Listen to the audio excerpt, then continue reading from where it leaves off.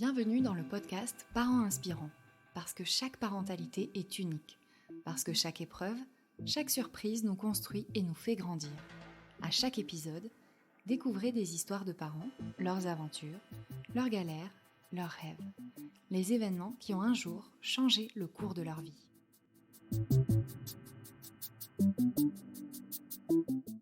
Ce podcast vous est proposé par berceaumagique.com, le site préféré des futurs et jeunes parents. Et maintenant, place à l'épisode.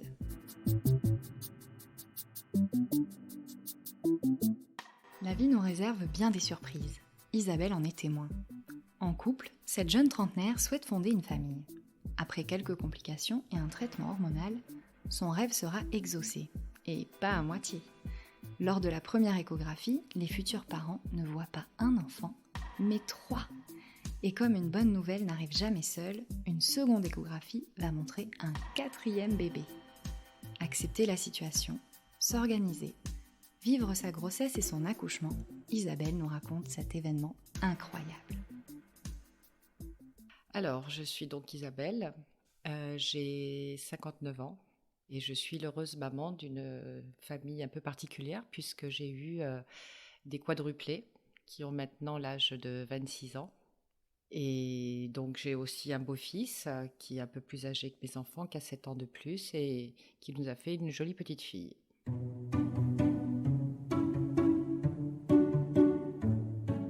Alors j'ai rencontré mon mari dans les années 90. Je suis parisienne, moi, à la base. J'étais venue ici en vacances et je l'ai rencontré, c'est un amour de vacances, en fait. Je suis restée pendant 1 an sur la région parisienne. Et puis, au bout d'1 an, il m'a demandé de venir emménager avec lui. Donc, on s'est installés ensemble. Il était déjà papa d'un petit garçon de 2 ans et demi. Il était divorcé. Il avait le petit garçon que pour les week-ends ou les vacances. C'était un peu la façon de fonctionner à cette époque-là. Moi, j'avais une trentaine d'années, mais bon, je n'avais pas d'enfant. Donc, quand on a commencé à se fréquenter un peu plus sérieusement, je lui ai fait comprendre qu'à mon âge, j'avais cette envie justement de devenir maman, que pour moi, c'était indispensable. Pour lui, beaucoup moins, puisqu'il était déjà papa, il avait déjà un garçon. Mais bon, comme il était très compréhensif, il a compris que mon besoin de maman était quand même important. Donc, bon, on a laissé faire les choses. Et puis au bout d'1 an, malheureusement, j'étais toujours pas enceinte, ça se compliquait un petit peu.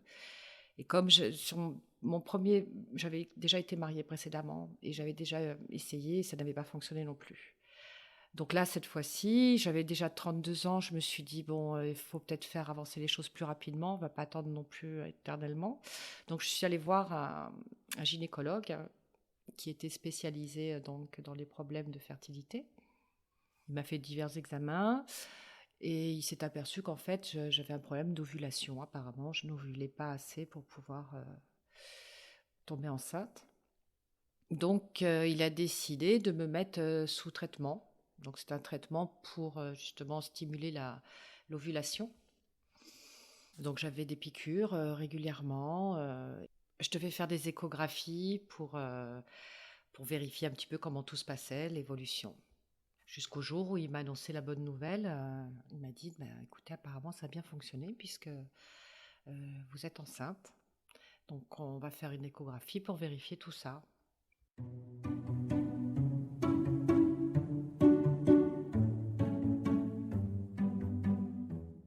Alors la seule chose, c'est qu'il avait oublié de me préciser que le traitement qu'il me donnait est un traitement qui pouvait mener à des grossesses multiples. Ça, c'était resté dans le flou. Alors qu'après, j'ai appris quand même que c'est un traitement qui a mené des grossesses multiples.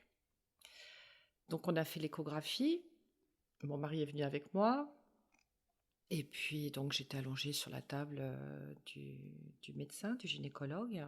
Donc il commence l'échographie, il regarde, etc.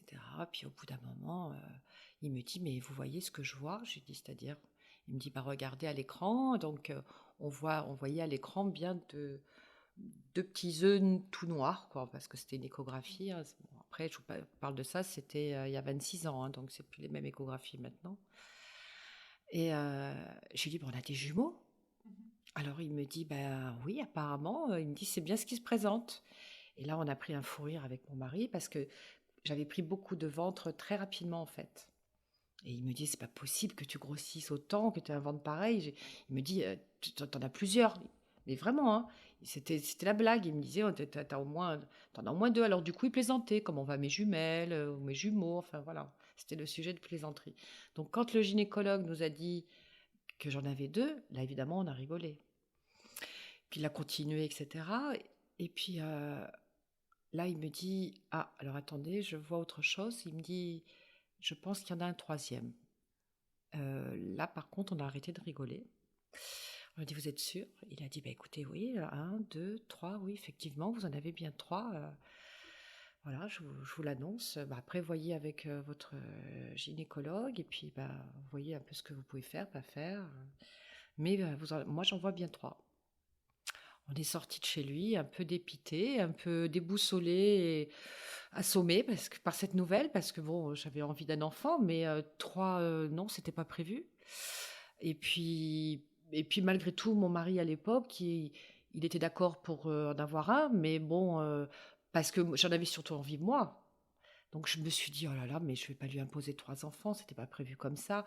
Ça faisait pas si longtemps qu'on était ensemble non plus, hein, ça faisait à peine 2 ans, donc tout ça, ça nous a fait un petit peu peur. Donc on a réfléchi un peu, comment on va faire? Il me dit: «Ah écoute, 3, bon, on va voir donc mon gynécologue».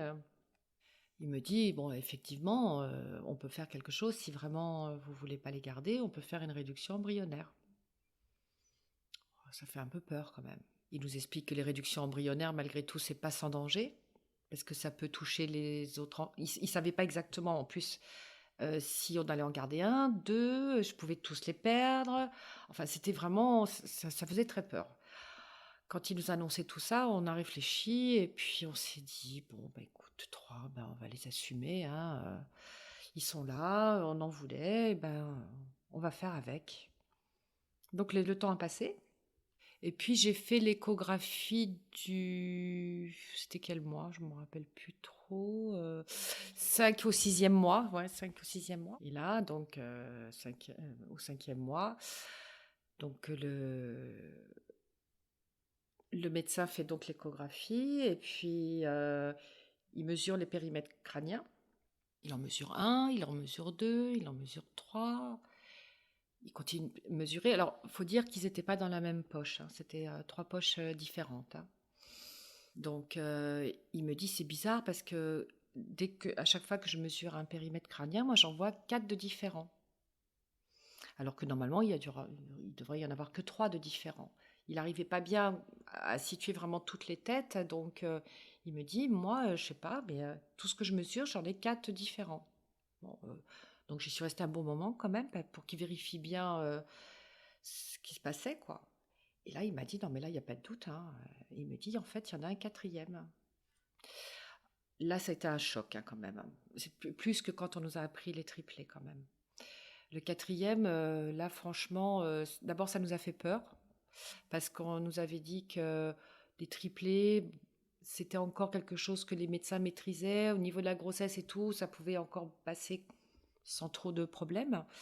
Mais des quadruplés, c'était plus compliqué, pour l'accouchement, pour la grossesse, à beaucoup de niveaux. Des enfants qui pouvaient avoir des déficiences par rapport à d'autres. Enfin, ils nous ont fait vraiment très peur avec ça et du coup, nous, ça a été, un gros choc. On s'est dit: «Qu'est-ce qui nous attend, mon Dieu?» Et puis après, on s'est dit: «4, mais pourquoi pas 5 alors?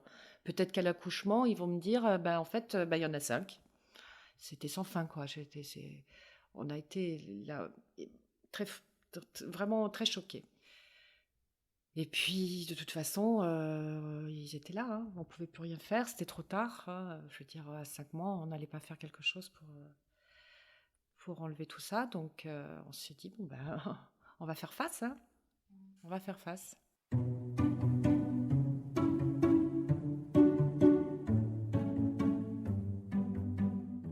Au niveau du couple, nous sommes un couple très soudé. Donc, on a toujours beaucoup parlé tous les 2. Mon mari est très attentionné vis-à-vis de moi. Moi également, parce que comme c'était quand même une relation qui n'était pas très, très ancienne, mais que je ne voulais pas perdre, je me suis dit: «Il faut que je fasse tout pour, éviter que ça parte en vrille, quoi». Donc bah, j'ai fait en sorte et puis lui aussi, on veut qu'on le vive le mieux possible. Alors j'ai de la chance, je suis pas une femme fragile, donc j'ai passé une super grossesse, mais vraiment, hein, j'ai eu aucun problème, j'étais pas malade, tout s'est très, très bien déroulé. Je l'embêtais pas parce que vraiment j'avais une grossesse idéale, donc tout se passait bien jusqu'à un moment où les médecins ont décidé de m'hospitaliser parce qu'il fallait surveiller mon dernier mois de grossesse, parce que c'était quand même risqué, c'était une grossesse à risque, donc il fallait absolument, que je sois hospitalisée un mois avant l'accouchement qu'ils avaient programmé parce que c'était pas un accouchement que je pouvais mener à terme, enfin une grossesse que je pouvais mener à terme. Vu qu'après, au bout de 7 mois et demi, après c'est juste la prise de poids des enfants, donc je pouvais pas faire la prise de poids. Moi, j'avais pas de place. J'avais pas pris énormément de kilos, hein, j'en avais pris 17, donc c'était pas énorme. J'avais tout dans le ventre et donc bah, là, ça a été la période la plus compliquée parce que, bon, je vous dis, mon mari m'a toujours bien soutenue. Le seul problème, c'est que l'endroit où il fallait que j'accouche, où il y avait le professeur qui était vraiment à même d'opérer ce genre de grossesse, il était sur Marseille. Donc nous, on habitait sur Hyères. Il a fallu donc que moi, j'aille à Marseille, dans une clinique qui n'existe plus à l'heure actuelle, qui a été démolie, je crois, peut-être 2 ans après mon accouchement, pour vous donner un peu une idée du style de la clinique. Elle était très vétuste, on était 4 dans la chambre. Alors là, heureusement que j'ai été très solide psychologiquement, que j'étais pas quelqu'un de fragile, parce que je pense qu'il y a certaines femmes qui l'auraient peut-être moins bien vécu que moi. Pour vous dire, quand je suis rentrée dans cette clinique, ils m'ont mis dans une chambre avec une femme qui, elle, avait son bébé dans son ventre, mais qui était décédé. Il devait l'accoucher pour faire sortir son enfant. Et moi, ils m'ont mis dans cette chambre avec cette femme où moi, j'avais 4 enfants dans mon ventre en pleine santé. Vous voyez un peu la part de psychologie de l'établissement. C'était une catastrophe. Enfin bref, ça c'était un peu la petite anecdote. Et donc après on m'a changé de chambre, on m'a mis donc avec 3 autres personnes. Et j'y suis restée donc un mois. Et mon mari venait malheureusement que les week-ends parce qu'il travaillait. Donc voilà, j'ai vécu cette période un peu compliquée pendant un mois, alors que je me sentais en forme. En plus, je me sentais pas malade du tout, hein. Mais bon, j'avais des monitorings tous les jours pour surveiller le cœur des bébés, donc ça, je l'ai compris, hein. Je savais bien qu'il fallait qu'il y ait une surveillance plus poussée, hein. Mais bon, un peu la déprime d'être loin de chez moi, un peu l'angoisse malgré tout de se dire ben, comment ils vont être. Mais dans ma tête, il n'y avait pas de problème. Je me voyais pas avec un enfant, avec un problème. Je me disais, mais non, mais tout va bien se passer. Ils vont être tous en pleine forme. J'étais pas du tout pessimiste, pas du tout dans cette optique-là. J'avais hâte d'accoucher, oui, parce que ça, j'en pouvais plus de les porter. Quand il y en a un qui bougeait, j'avais mon ventre qui bougeait, ça faisait des vagues parce qu'ils avaient plus de place, quoi.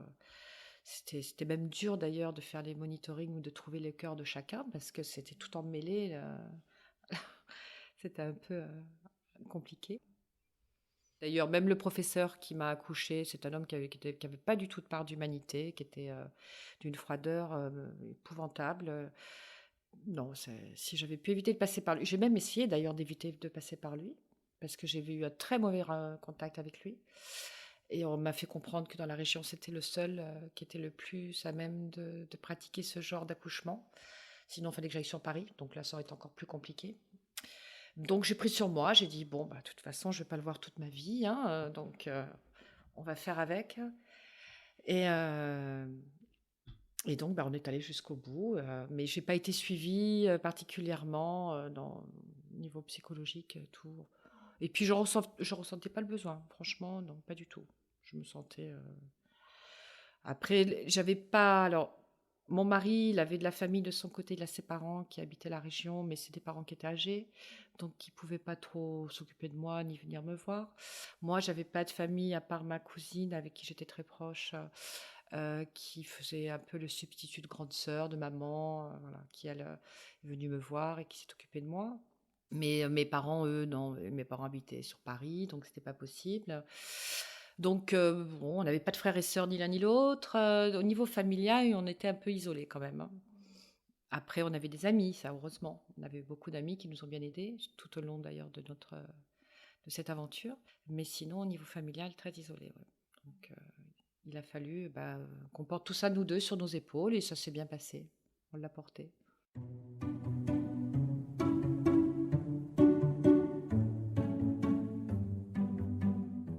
C'est ce qui nous a peut-être un petit peu sauvés d'ailleurs, hein, parce que sinon ça aurait été très compliqué, hein. Mon mari avait une grande maison, qui était bien vide pour nous deux d'ailleurs, hein, je sais pas, parce que là, à l'heure actuelle, c'est une maison qui a quand même 5 chambres, hein, avec 2 salles de bain, même 3 salles de bain. Enfin voilà, pour vous donner un peu une idée de la superficie de la maison. Bon, à cette époque-là, il y avait pas 5 chambres, hein, il y en avait que 3, mais on a agrandi pour qu'ils aient chacun leur chambre après. Et avec un grand terrain dans la nature. Enfin voilà, on était quand même bien lotis à ce niveau-là. Bon après, mon mari travaillait à son compte. Bon, il faisait ses horaires, beaucoup d'horaires, hein, pour travailler, pour ramener un peu tout ce qu'il fallait pour tous ses enfants, parce que c'est tout multiplié par 4, hein. Quand on a des enfants à la suite, on passe ce qui était au petit, après au plus grand, sur le petit. Mais là, c'était pas possible, hein. Vous achetez des vélos, c'est 4 vélos. C'est pas, tiens, on le donnera au petit frère, le vélo. Donc tout a été comme ça. Donc c'est vrai que financièrement, c'est un sacré budget. Ouais, c'est quelque chose d'un peu particulier, mais bon, on a eu de la chance. Mon mari travaillait bien, enfin, son entreprise fonctionnait bien, donc ils ont manqué de rien, et tout s'est bien passé à ce niveau-là. Bon, après, on faisait pas beaucoup de déplacements parce que c'était toujours très compliqué, hein, pour partir en vacances, ou même d'aller faire des magasins ou quoi que ce soit. Enfin, tout était quand même. C'est ça, c'est une expédition. Plus la curiosité des gens, ce qui compliquait pas mal les choses.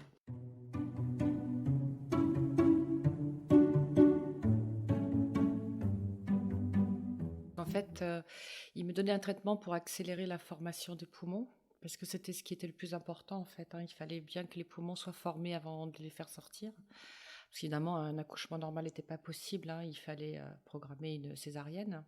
Ils m'ont fait ce traitement, et quand le traitement a été fini, donc ils ont programmé la date d'accouchement, parce qu'après c'était que de la prise de poids, donc ils pouvaient le faire en couveuse. Donc ils avaient programmé tout un staff dans la salle d'opération. Mais il y avait un monde de fous. Je me suis demandé ce que c'était tous ces gens. Mais en fait, il y avait des médecins pour chaque enfant. Donc il y avait un pédiatre pour un enfant, il y avait une assistante respiratoire pour un enfant. Donc c'était tout multiplié par 4. Plus le personnel pour moi, enfin l'anesthésiste. Alors là où pareil, où ça a été un petit peu plus douloureux pour moi, donc la césarienne était programmée, mais c'était sous péridurale. Donc je devais voir quand même les enfants à la naissance. Parce que la clinique où j'ai accouché n'avait pas de service de néonatologie. Donc en fait, mes enfants étaient transférés dès l'accouchement à la Timone, au service néonatologie de la Timone. Donc c'est un établissement qui n'était pas à côté de celui où j'étais. Donc c'était un peu compliqué. Alors quand je suis arrivée dans la salle d'opération, j'étais tombée malade en fait. J'avais attrapé une bronchite à la clinique. Et l'anesthésiste m'a dit: «Je suis désolée, je ne vais pas pouvoir faire de péridurale, il va falloir faire une anesthésie générale». Alors là, ça a été un peu le coup de massue pour moi, parce que je me suis dit: «Je ne vais pas les voir». Donc j'ai eu un moment un peu compliqué, je me suis mise à pleurer, ça a été un peu dur. Et puis, j'ai l'émotion qui me remonte, c'est fou après tant d'années. Et puis en fait, elle a été super gentille, elle m'a dit, je suis désolée. Elle m'a dit: «Je vais vous faire des polaroïds. Comme ça, vous allez les voir quand ils vont sortir. Dès que vous vous réveillez, je vous montrerai les polaroïds». Ah, j'ai dit: «Bah OK, c'est super gentil».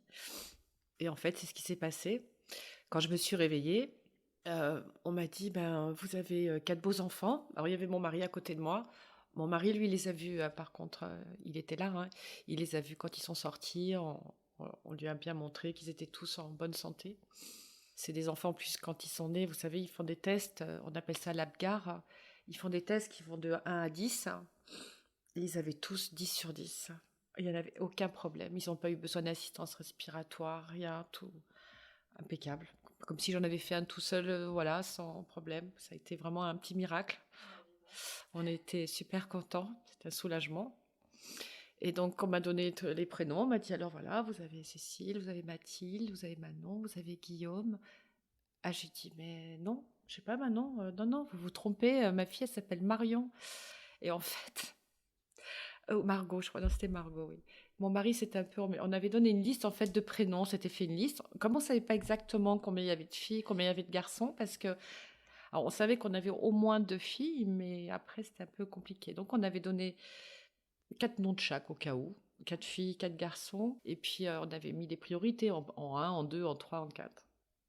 Et puis, bah, mon mari s'est un peu mélangé. Mais comme, elle était sortie Manon, elle est restée Manon, voilà. J'ai dit: «Bon, on change pas, elle est sortie avec ce prénom, elle restera avec ce prénom». Ça faisait partie de toute façon des prénoms qu'on avait sélectionnés, mais il n'était pas dans la tête, de liste. Et donc ça a été la petite anecdote. Bon après, j'ai vécu encore un moment compliqué parce que, bah, déjà, bah, j'étais malade, donc j'avais la bronchite. Donc je ne pouvais pas toucher mes enfants. Ils étaient partis donc en couveuse. Donc le lendemain, on m'a emmenée en fauteuil roulant à la Timone, au service néonatologie. Bon là aussi, ça a été assez choquant parce que c'était complètement irréaliste. On m'a emmenée dans une pièce, il y avait une couveuse, on me disait: ah, bah alors voilà, vous en avez un là, alors après on poussait le fauteuil, ah bah vous en avez un deuxième là. Puis, comme si j'étais dans une exposition, vous voyez, mais je réalisais pas, je voyais pas, je pouvais pas les toucher. J'étais malade, on ne voulait pas que je les touche, il fallait surtout pas qu'ils attrapent de microbes ni quoi que ce soit, hein.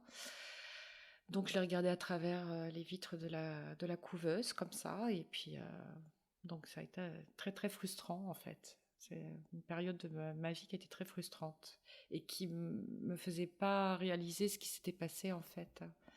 J'arrivais pas trop à réaliser qu'ils étaient là, tous à moi, et entre 1,4 kg et 1,6 kg à la naissance, c'était des beaux bébés pour des quadruplés. J'avais pas mal de poids dans le ventre. Et comme j'ai pris surtout dans le ventre, en fait, physiquement, j'ai eu un peu de mal à me remettre parce que j'étais très affaiblie et très maigre, surtout, parce que je leur avais tout donné, en fait, hein. Et donc, j'étais très, très amaigrie. La plupart des femmes ont besoin de perdre du poids. Moi, c'était le contraire, j'avais besoin d'en prendre.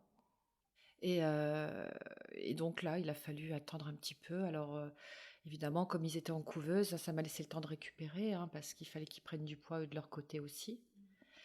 Donc, on a attendu une semaine à Marseille. Et puis, au bout d'une semaine, quand on m'a dit que je partais de la clinique, j'ai dit, ouais, mais moi, je rentre pas sans mes enfants, hein, je les laisse pas à la Timone. Alors, du coup, on a transféré tout le monde à l'hôpital de hier. Comme ils étaient en bonne santé, il n'y avait pas de surveillance particulière. Ils sont tous partis donc à l'hôpital de hier. Donc, on a tous suivi, convoi exceptionnel. Donc, je suis rentrée chez moi. Et puis, les enfants sont restés donc un petit peu plus longtemps que prévu à l'hôpital. Parce que malheureusement, j'ai une de mes filles, Cécile, qui a eu un petit souci pendant l'hospitalisation. Elle a eu ce qu'on appelle la sténose du pylore. C'est un petit clapet dans l'estomac en fait qui s'ouvre pas et qui laisse pour laisser passer les aliments. Normalement, celui-ci il s'ouvrait pas, ce qui fait qu'elle régurgitait tous ses biberons. Donc nous voilà repartis à la Timone, toutes les deux. J'ai laissé les 3 autres à l'hôpital et moi je suis partie à la Timone avec elle. Alors quand vous voyez un petit bout de chou qui fait 1,3 kg, 1,4 kg, partir se faire opérer, ça c'est un moment difficile, hein, qu'on a du mal à encaisser, hein. Ça a été très compliqué là aussi. Bon, tout s'est bien passé heureusement. Et puis on est retourné donc après hier. Et donc tout ça, ça a un petit peu tout retardé. Alors, ils voulaient faire sortir les 3 autres, mais j'ai dit non, tout le monde sortira en même temps. Je ne veux pas en prendre 3 et en laisser une à l'hôpital, c'est pas la peine. Comme je savais que ça ne durerait pas très très longtemps, ça retardait de 15 jours, quelque chose comme ça. C'était pas non plus le bout du monde. Et donc après, ben, on a récupéré tout le monde en mois de janvier, voilà, fin janvier, je crois à peu près, oui. Tout le monde est arrivé à la maison.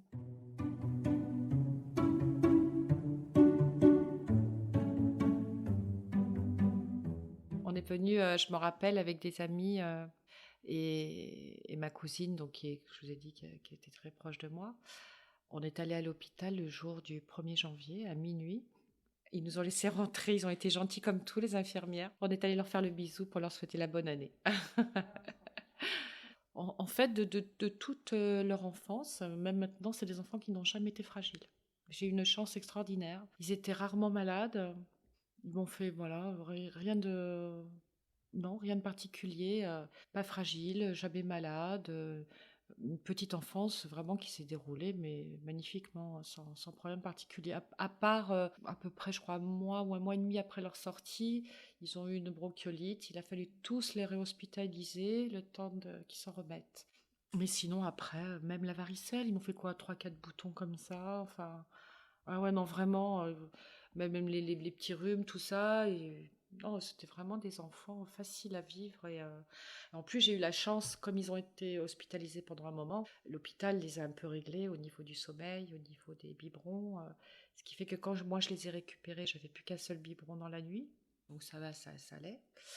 Et en plus, ils se réveillaient après presque pas, quoi. Enfin, je veux dire, ils dormaient bien le matin. Ils avaient été un peu réglés, quoi, déjà, hein.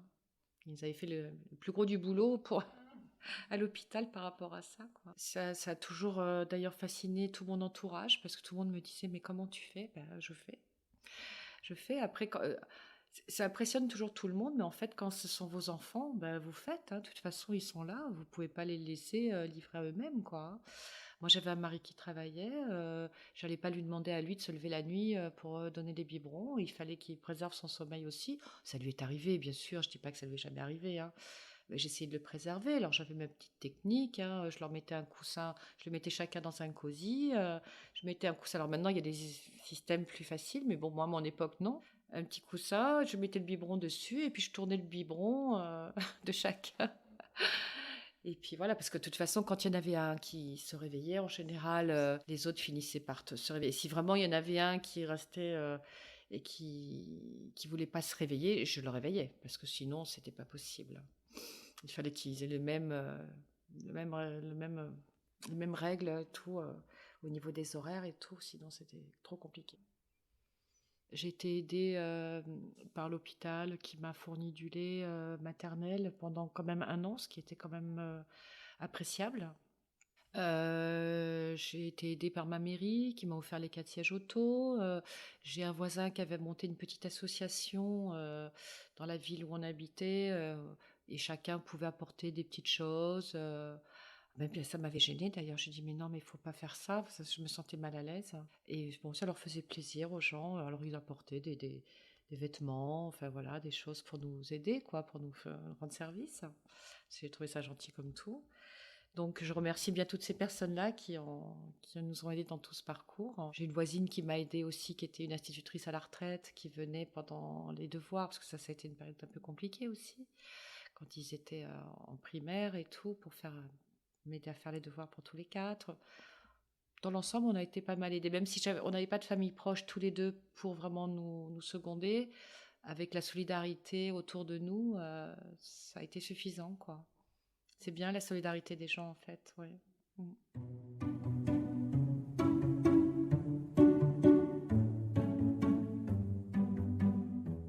Maintenant, ils sont grands, ils ont 26 ans, oui. Ouais. Ils vont tous bien, ouais, ouais, tous très bien. Même, j'en ai qu'une qui porte des lunettes parce que je suis myope, mais sinon, non, non, ils n'ont aucun problème de santé. Tout s'est bien passé. La scolarité, tout pareil. Ils ont, il n'y a pas eu de redoublement. Non, ce sont des enfants qui ont fait une croissance tout à fait normale, sans problème particulier. Non, non.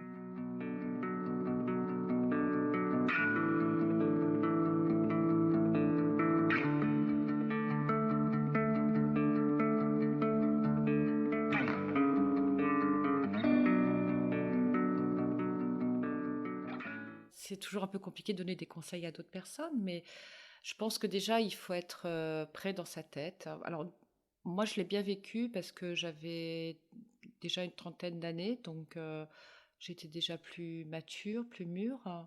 Donc, je pense que ça m'a aidé aussi. Si ça m'était arrivé à 25 ans, je l'aurais peut-être moins bien vécu. Donc, à cet âge-là, c'était déjà plus facile. Après, je pense que c'est une question d'organisation, énormément. Je pense que c'est vraiment le principal. De l'organisation et puis et de la rigueur hein, sur beaucoup de choses, hein. Et puis je pense qu'il faut avoir une complicité avec son mari et d'avoir un couple solide pour pouvoir vivre tout ça sereinement, quoi. Parce qu'il ne faut pas oublier qu'on est aussi une femme, hein, on n'est pas qu'une maman. Et il ne faut pas du tout oublier ce rôle-là qui est important aussi, hein, Parce que si on néglige cette partie-là, le mari il risque de se sentir un petit peu isolé et ça risque de moins bien se passer. Nous, on a toujours privilégié, on se faisait des petits week-ends en amoureux, on laissait les enfants à garder. Faut pas du tout culpabiliser, hein. Je veux dire, les enfants, ça traumatise pas du tout si on part 3 jours en amoureux avec le papa. Et ça nous a fait du bien. Enfin, je veux dire, c'était indispensable pour nous, pour privilégier notre couple. Donc, ouais, conseil, voilà, faire attention à son couple, vraiment privilégier ce côté-là. Et puis l'organisation, de l'amour. Et normalement, après, tout se passe bien, hein.